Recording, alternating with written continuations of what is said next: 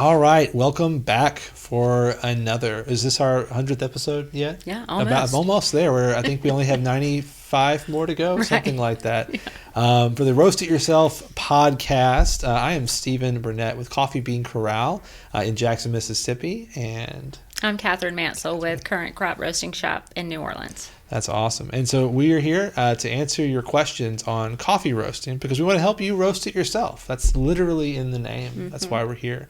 Yeah. And we do usually just one question at a time. I think we've done 3 in one episode recently, but we like to be able to make this kind of short and compact so you can just take this little information, things we've learned and as we've learned coffee roasting and learn from other people and distill that down so you can take it and run with it. Mm-hmm. So that's us. But first, I heard something recently that makes me sad. And it is one of my favorite coffees. In fact, if you bought a roaster in December and got to watch we're blessed to watch our roast along videos that we did demonstrating the roasters we sold that month. It was great.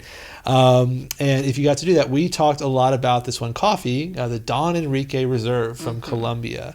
Yeah. We picked it for the roast along videos because we thought, what's a good coffee that's easy to roast and that people will enjoy and that's pretty reasonably priced and all that kind of stuff, and it fit all the bills. And I understand that they're actually shutting down. Yeah, they're not offering it anymore. Yeah, the mill is shutting down. So I know Coffee Bean Corral is completely out of the Don Enrique, and we have a small amount left in New Orleans, and I know it's not going to stay very long.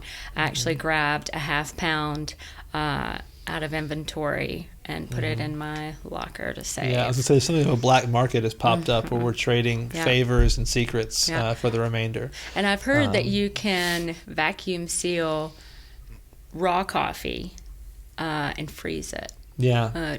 Rao had that in his intro or at the beginning of his book, talking about they'll have some really premium lots and seal them. So in a few years they'll pull them out. Almost kind of like that wine. The 2019 Don Enrique was so good. We can freeze it and save it. So we're not telling you to run out and put all of your green coffee in the freezer, but it can be done well. It can be done well. So be sure to research that. Yeah. But we liked it. I mean, it was just an easy roaster. Mm-hmm. It was just so nice. I feel like we're talking about a friend that passed away. Right. It's a very forgiving coffee good. too. Always there for you when you needed it. Not anymore. Not anymore. But it was very forgiving. I loved it the first time I roasted that coffee.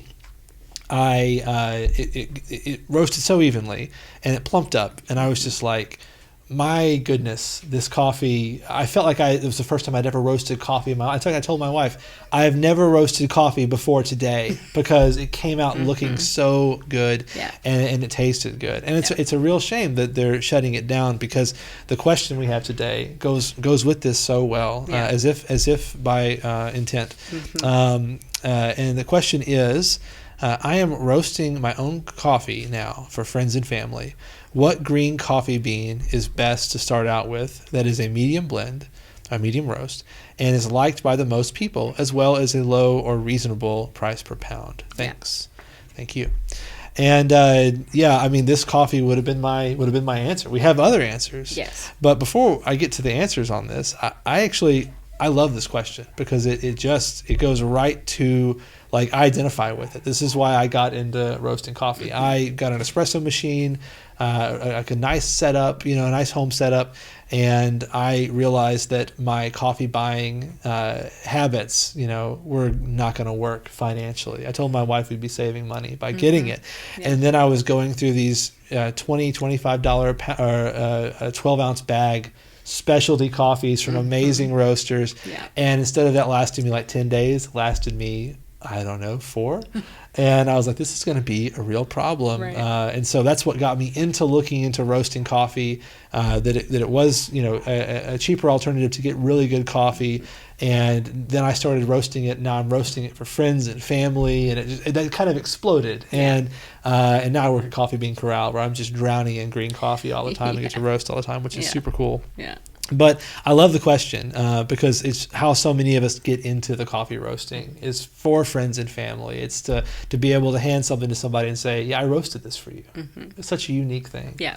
So yeah, getting into that question, like what are some good, reasonable priced, kind of middle of the road, everybody would like it coffee winners? Yeah. What would you offer them aside from the Don Enrique? Yeah. Well, to replace the Don, I would go with Reserva. Reserva del Patron. That's a great coffee, easy roaster. It plumps up, gets nice and big, nice and smooth. So it's visually a great coffee to give to people, but then it also tastes really great too. Pretty easy to roast. Yeah, and that's the same producer, isn't it? Yeah, same producer. So that's to be close as you can get to it.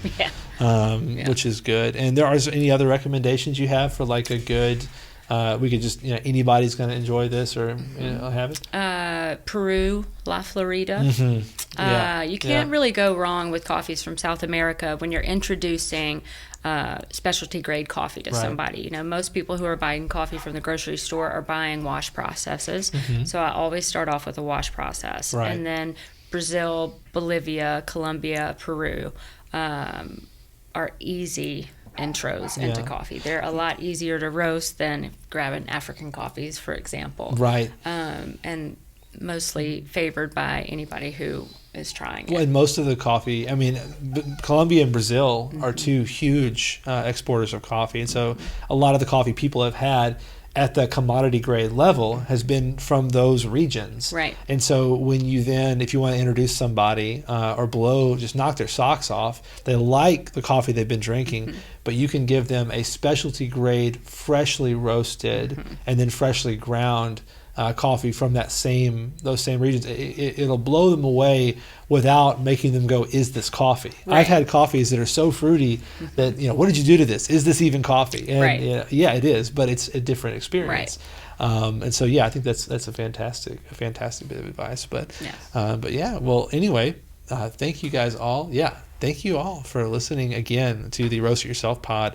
You should definitely comment on this podcast. I don't think I've asked for that yet, but you should do it. You should comment on the podcast and tell us how helpful this is or how terrible it is. Either way, it helps. It helps us. So just trash us, compliment us, whatever you like. Do that. And also, if you have questions, which I'm sure you do. I've got questions. I've got questions. Yeah, I might send one in. But if you have questions, send them in to questions@riypod.com. And I have to look at it every time, even though it's unobvious. Yeah. You shouldn't forget that, but I have to look at it. It is questions@riypod.com, and you can send those to us, and we'll give you a shout out, answer your question, and talk some coffee stuff with you. But in the meantime, thanks so much for taking the time to listen to the podcast, and you guys have a great week. Happy roasting. Happy roasting.